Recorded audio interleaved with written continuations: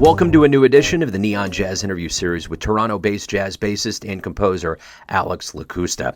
We had a good talk about his life in music so far, the COVID life, and his new 2022 CD, Transmit Slow, by the group E3, and it's a dynamic new addition to the Canadian music scene. This album pushes the traditions of jazz music through the use of modern sounds and electric instruments similar to that of hip-hop, pop, and electronic music. He is originally from Alberta, and that future of his looks awfully bright. Enjoy the story. I'm fantastic, man. Thanks for giving me a call. Yeah, hey, thanks for reaching out. Really enjoy the music. I appreciate your time. Amazing. Glad to hear it. Let's go ahead and dive in here. The new CD, Transmit Slow, it's coming out now. The world's waking up. Live shows are happening. We're on a much better course right now than we have been for the last couple of years. So how does this album feel to have it coming out right now for you? It feels good. It feels fresh. It's given me something to look forward to the last couple of years for sure. I mean, I could say it was my COVID record, I guess. I mean, I myself I just came back from a couple months on the road in Europe and with a different band, but things are waking up, Joe. You're absolutely not wrong about that. So I think the potential is super exciting. That's what I would say. Staying on the topic of what we've lived through for the last couple of years, musicians got nailed pretty hard. I mean, the entertainment world more than anything else. I mean, we would see stadiums filled in sports, but musicians, and entertainers couldn't do anything. So I'm curious, what did you learn over this time of quarantine, and self-reflection? What did you learn about yourself that's going to make you stronger as you get out and promote this new album? That's a great question, Joe. I think the biggest thing I took away from it was because there was nothing else happening, nothing to compare yourself to, nothing to go out and see. When I decided to write this music, or I think anyone who was deciding to write music during COVID, I learned that if you just sit down, pick up the pencil and start writing the music, what comes out is actually going to be probably the truest form of the art that you're able to make, because there's no inhibition, there's no comparison, there's no external influence, or maybe there is, but I know in my case, I was, locked up in my apartment here in Toronto, and I learned that a very certain type of music comes from me when I'm just writing. The one thing I noticed with a lot of releases that have been coming out during this quarantine period, and I don't know if this is just pure coincidence or if it's more, but I've noticed a lot of jazz musicians are really grabbing onto more modern sounds, electronic sounds, and that's what you're going for. Was this something that existed before this pandemic, or is it kind of an outgrowth?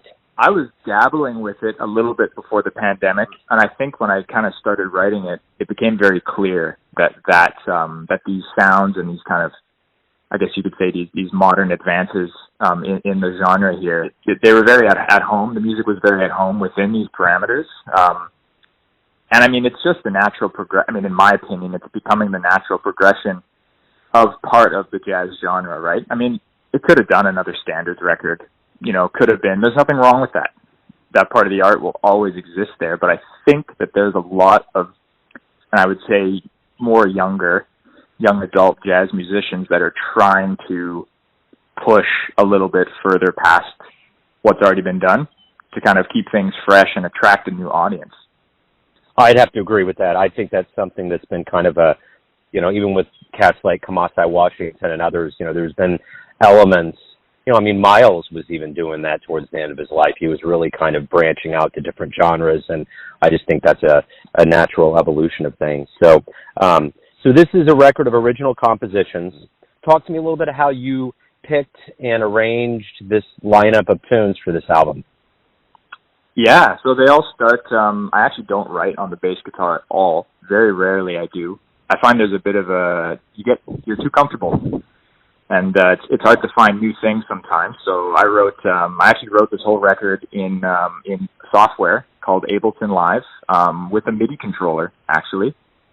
Just a small little keyboard, and just small ideas that develop and grow, and I might put them down for a week and come back to them a week later, or in some cases I'd write a whole tune in my head in the shower and come out and put the whole thing down and it's done. But this is the first record I've ever written like that.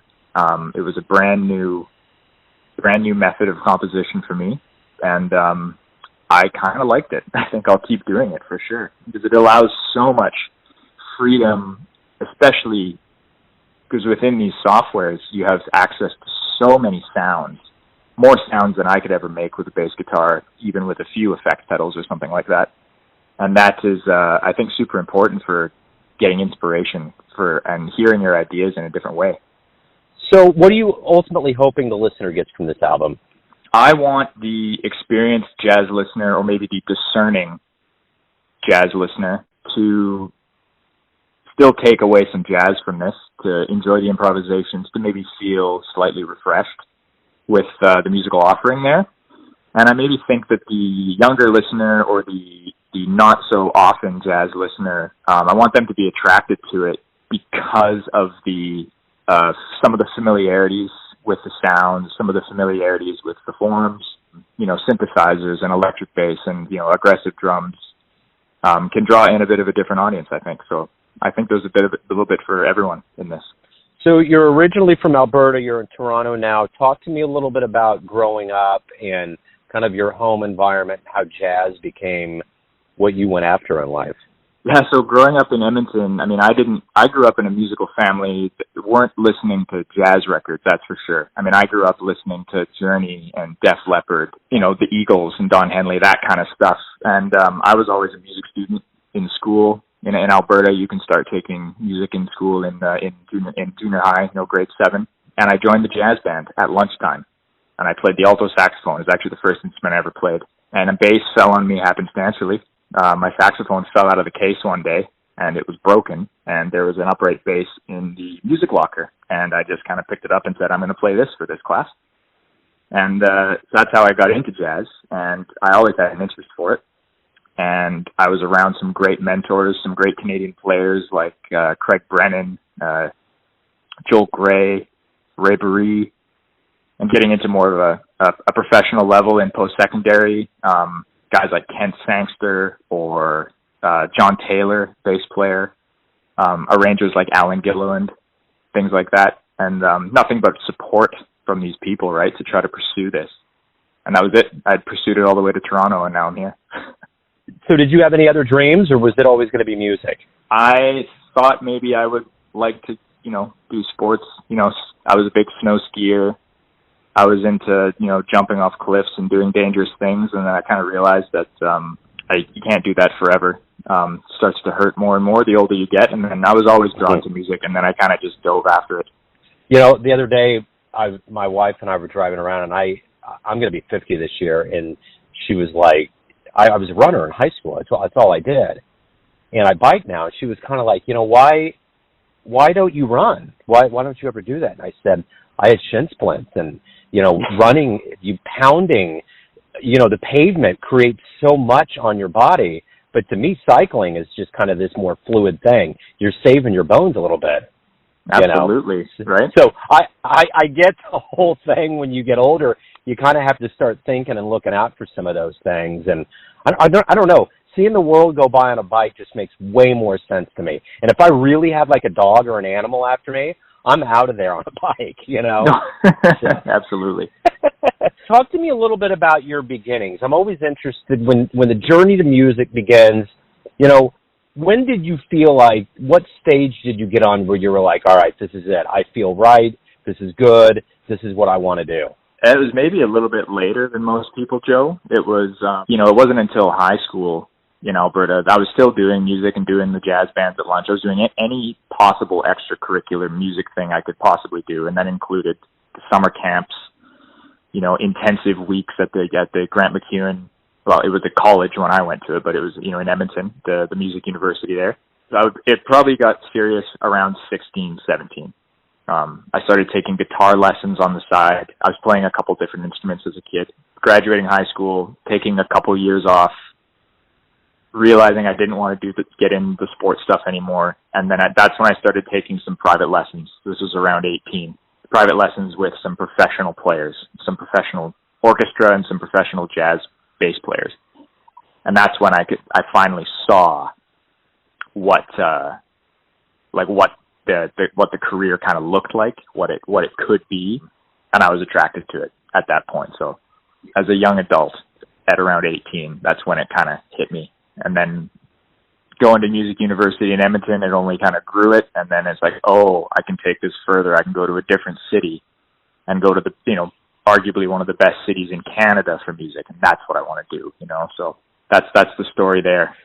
I've interviewed Canadian jazz musicians for a long, long time. I mean, and I'm starting to hit levels of epiphany. In America, musicians, we have this Coda relief fund for musicians that can't pay for funeral costs or have medical expenses or whatever. And I hear all the time about how the government gives grants to musicians to make albums, and you have a healthcare system that allows you to get free healthcare.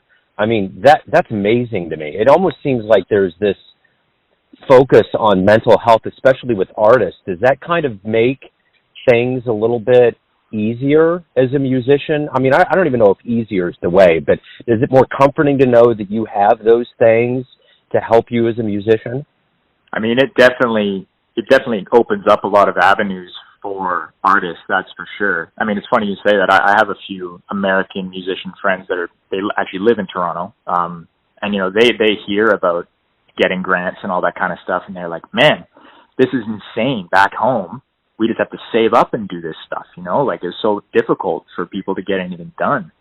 The grant system here, and I mean, healthcare, almost all things I think I take it for granted. We all take it for granted because we grew up with it, right? But the grant system is a good thing. I mean, I got a grant for this record, Joe, and it was extremely helpful. I probably wouldn't have been able to do it to the capacity that I did if the Ontario government hadn't generously supported me.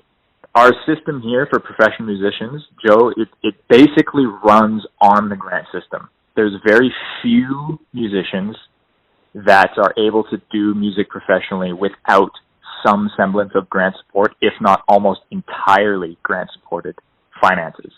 And that's across the board, not just in jazz. That's outside of the genre too, rock, pop. There's various levels of funding, and a lot of the Canadian scene is fully supported by it.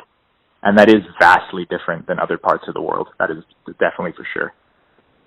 Well, I just think that, for a government to look out and to prize those kinds of things like health and artistry is a huge, huge thing. And I'm not saying those things don't happen in America, but it's getting awfully questionable the older I get that there is this reliance. I mean, there's a lot of lip service, and all of that, but when it comes down to brass tacks, it's like it just it's not a reality. So I've just really kind of come to an awakening of that with Canadian musicians. I find that very comforting that a government not only says that they care about their people, but when you show people that's a pretty big deal. Yeah, especially for younger musicians who maybe don't have as much of a financial income or not as set up as much as they would be then maybe 10 years down the line. Having access to those grants and a lot of the requirements are quite simple. You basically just have to prove that this is what you do all the time for a living, that you're contributing to the Canadian scene as an artist, and that basically makes you eligible. And it is highly competitive. There's thousands of artists applying for grants, and they maybe only give out 400 of them. You know what I mean? You keep applying and you keep applying, and eventually you will attain some support. Every day you wake up, you get to create music. What's the best part about being a professional musician for you? For me, it's the no two work days are the same, Joe. That's what I like about it. It's there's definitely a direction every day when you wake up, and especially when you have a project like I'm putting out this record. It's coming out next Friday. I've still got I'm neck deep in a PR campaign. I'm trying to get all this done, so that gives me some focus every single day. But once this record comes out, it's like, well, what's next? What's next? What am I working on? Am I writing today? Am I on tour with some other band, or do I have someone else's music to work on for another show coming up? And that's what I like about it. Because I think kind of deep down, I'm a very impatient person. I like things to be mixed up. If you could get into a time machine and go back in time and see a jazz musician live, where are you going? Who are you going to see? Where am I going? Who am I going to see? I would go back to, there's a couple answers to this, but the first one that comes is 1959 to go see some of those, pivotal records that were coming out that year. Go see John Coltrane with his band, Love Supreme era. Go see Mingus's band, all that kind of stuff. The 60s would be a big one for me. I'm a large fan of it might not show on this music that I've put out, but I am a very big fan of, the hard bop guys, John Coltrane, Art Blakey, Horace Silver, all that kind of stuff. And I think that's kind of the golden era for classic jazz in my mind. But my second answer to that question would be late era Miles for sure. Bitches Brew, 1970s. I want to see Dave Holland when he's a young kid playing with that guy and, stuff like that. So why do you love jazz? That's a very difficult question. It is, I think it's very cathartic music, Joe. I think that there's no, it is an art form. It has boundaries. It has it has structure. It's to loosely say like if there is rules, but at the end of the day, there really is no rules. Like it feels like it's the most creative canvas you can have for music because there's so like all available sounds, in Western harmony are acceptable in jazz, and even not so great sounds in Western harmony are also super acceptable in jazz. It just unlike popular music and other genres like that where there's nothing wrong with them. And I do play those genres, but it feels like there's much more formula, lack of creativity in some of those genres, a little bit more cookie cutter. And I think jazz is just the opposite of that. It umbrellas so many genres into one that I think that a lot of artists can find a foothold under that jazz umbrella. And I think that's super important. As we kind of established, you've gone on tour, the world's opening up. What do you hope, or what have you seen, or what do you hope that we all realize about the power of live music as we get back to it? Oh, I think the social aspect, Joe. I think as people are starting to come out of the 2-year-long hibernation, and people want to hang out with other people. They want to get in a room and they want to feel engaged, drawn together by something. And I think that, I'll tell you, when I was just over in Europe now, that's already starting to happen.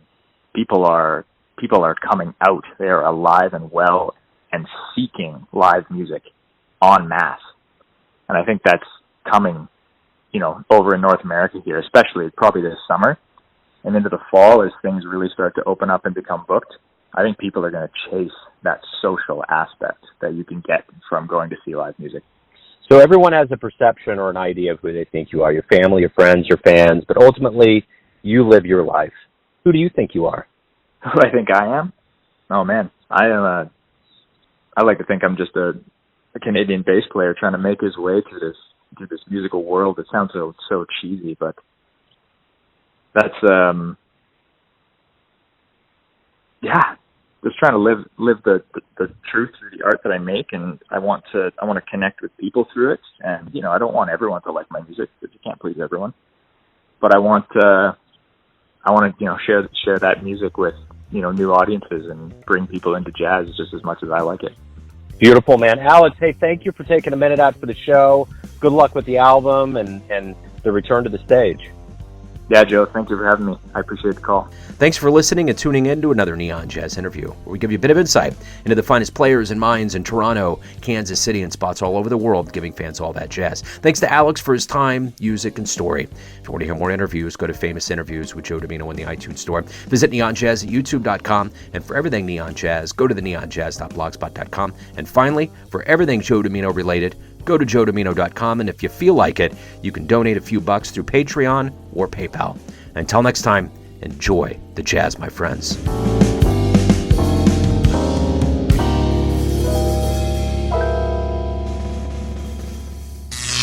Neon Jazz.